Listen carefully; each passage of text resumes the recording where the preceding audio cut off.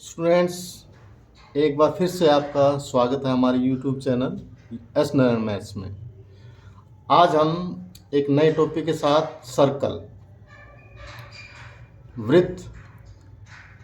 तो सबसे पहले हम वृत्त को जानेंगे। वृत्त क्या है, उसकी परिभाषा।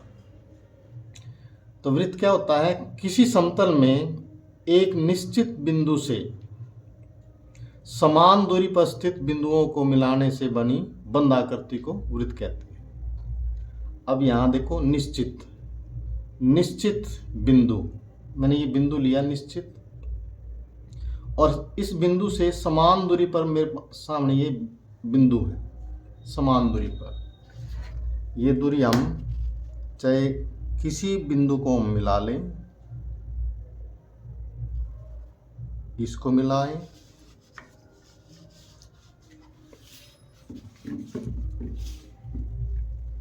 चाहे इधर मिला लें,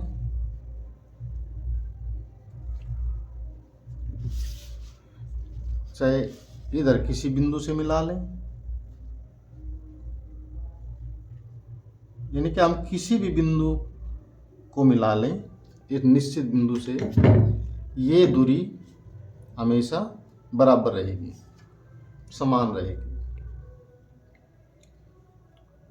तो इन बिंदुओं को मिलाने से ये जो सर्कल, ये जो बनती आकृति, इसको हम सर्कल यानी कि वृत्त बोलते हैं। अब निश्चित जो बिंदु है, इसको वृत्त का केंद्र कहते हैं। इसमें केंद्र, ये केंद्र है। और जो निश्चित दूरी है, समान दूरी है, उसको क्या बोलते हैं? त्रिज्या, वृत्त की त्रिज्या। तो निश्चित बिंदु से किसी बिंदु, वृत्त के ऊपर कोई बिंदु है, उसको मिलाने से जो हमें रेखा प्राप्त होगी, उसको बोलते हैं वृत्त की त्रिज्या।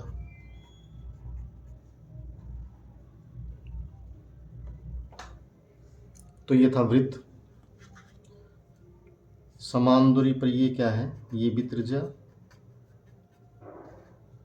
और इधर है ये भी त्रिज्या,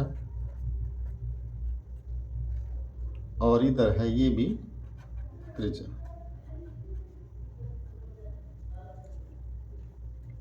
क्योंकि ये असंख्य बिंदु होते हैं, असंख्य बिंदुओं को हम मिलाते हैं तो हमें ये वृत्त प्राप्त होता है। अब आगे वृत्त की परिधि। वृत्त की परिधि यानी कि सर्कमफेरेंस ऑफ ए सर्कल, ये क्या होती है? वृत्त के चारों ओर की वक्र लंबाई को वृत्त की परिधि कहते हैं। अब मेरे पास ये सर्कल है, मैंने सर्कल के ऊपर एक पॉइंट पर धागा बांध दिया, और इस धागे को मैं इसके चारों ओर लपेट रहा हूँ। ये इतनी लंबाई है यहाँ तक। ये अगर मैं इसको खोलूँगा तो ये जो लंबाई है, इसी को हम वृत्त की परिधि कहते हैं। इसमें ये जो है वक्र, जो चारों तरफ की जो लंबाई है, उसको हम क्या बोलेंगे? वृत्त की परिधि। और ये केंद्र से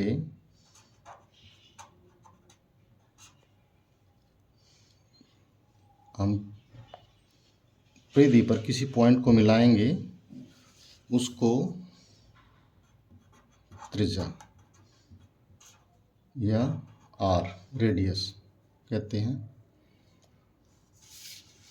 और रेडियस को यदि मैं डबल कर दूं, मैं यहाँ तक यदि इसको बढ़ा दूं, तो क्या हो जाता है?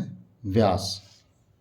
ये वृत्त का व्यास, यानी कि त्रिज्या को यदि हम डबल कर दें तो ये वृत्त का व्यास बन जाता है, डायमीटर। उसमें हम संबंध को जानेंगे, इन दोनों में क्या संबंध होता है। सबसे पहले इसकी परिधि हम मापेंगे। अभी हमने परिधि आपको दिखाई थी, ये परिधि हमने निशान भी लगा रखा है और इस परिधि को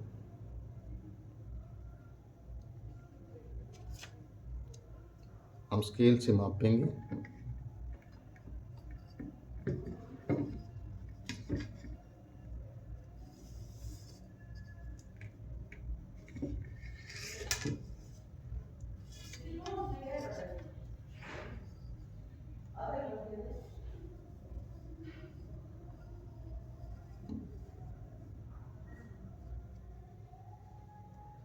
तो ये परिधि हमारे पास 14,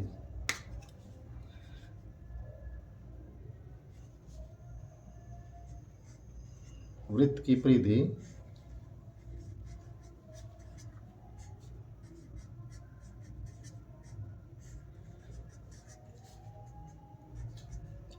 44 सेंटीमीटर हम जो अभी मापी है।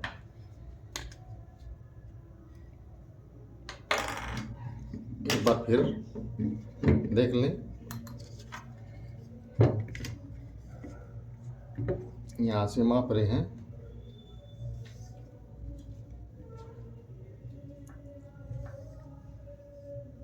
ये 30 यहाँ तक,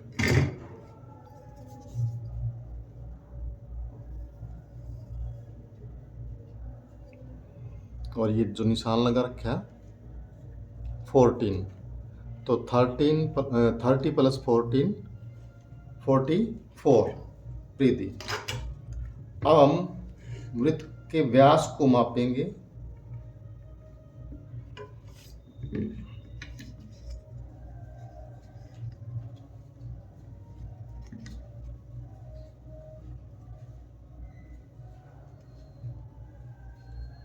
व्यास ये है 14,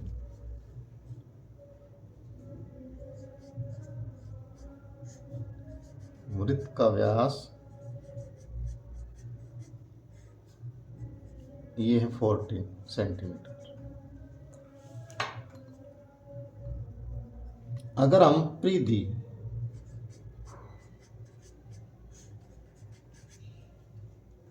को व्यास से डिवाइड कर दें,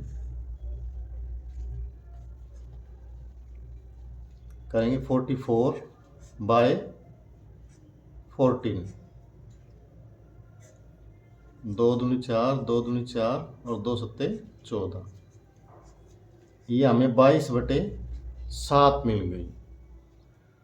और इसी को हम पाई कहते हैं। तो पाई की वैल्यू क्या होगी? 22/7। इसका मतलब ये हो गया कि सर्कल में यदि परिधि 22 है तो वृत्त का व्यास कितना होगा? 7 सेंटीमीटर। तो पाई की वैल्यू परिधि और व्यास का रेशो होता है, ये पाई की वैल्यू होती है। तो फर्स्ट पार्ट में बच्चों आज इतना ही। वृत्त के सेकंड पार्ट में हम वृत्त के जो पार्ट्स होते हैं उन पर डिस्कशन करेंगे।